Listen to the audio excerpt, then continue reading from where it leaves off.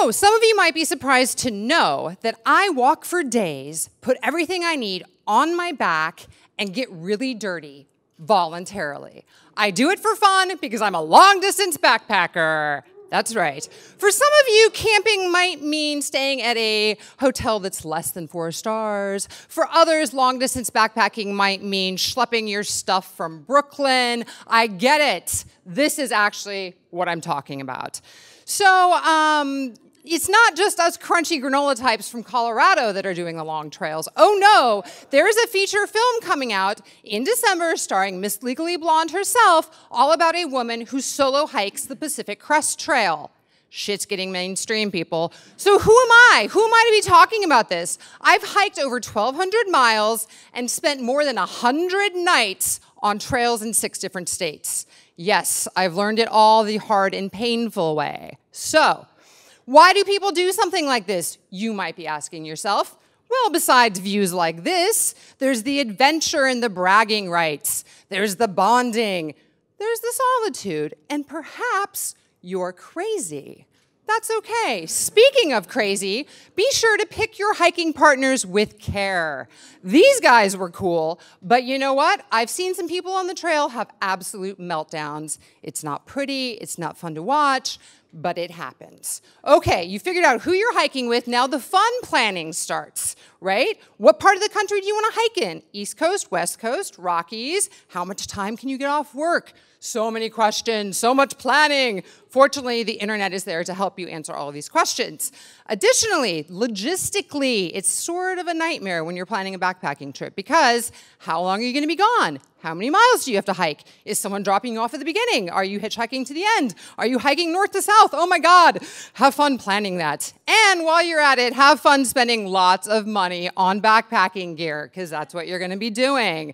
Fortunately, it's all very lightweight and it's all very adaptable and in pretty colors, but what is missing from this picture, I will tell you, is a whiskey flask.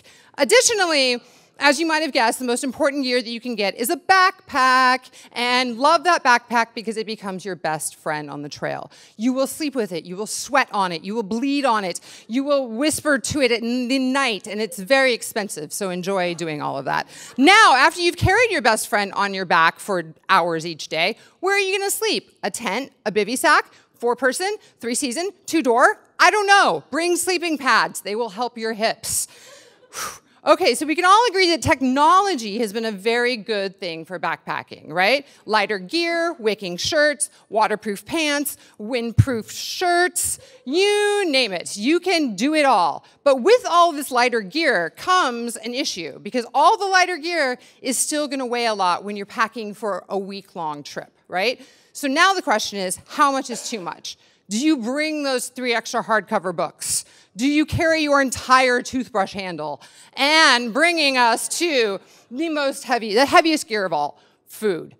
Food is what people talk about the most on the trail besides poop, and there's a reason for that. Because all you do, you're burning 600 calories a day, you're so hungry, all you want to do is eat real food, and yet this is what you have to eat.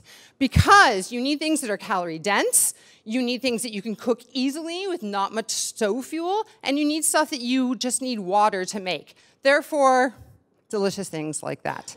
Oh, speaking of water, I hope you have some, because if not, you're going to be pumping. And if you're pumping out of a water source that doesn't look so good, well, let's just put it this way. Giardia is the gift that keeps on giving. So, and like I was going to say, it's not all rainbows and communing with nature. You're welcome for the blister shot. It's gnarly blisters. It's mosquito bites on your ass. It is feeling sore in places you didn't even know you could feel sore.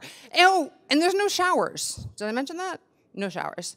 So, but the things that you think are the worst and the most awful are the ones that make the most epic parts of the story, right? It's the stream crossing where you lost a shoe. It's the snowfield you had to go save down. It is the gear malfunction that you had to fix with duct tape. Whatever it might be, things become so much more dramatic and at the same time, so much easier on the trail. One step at a time, you can do it. Everything else in your life will seem like a cakewalk after you've done a long distance trail. So, that's me. If I haven't sold you on it yet, get out there and do it for yourself. Let me know what you think, and I'll see you on the trail. Bye.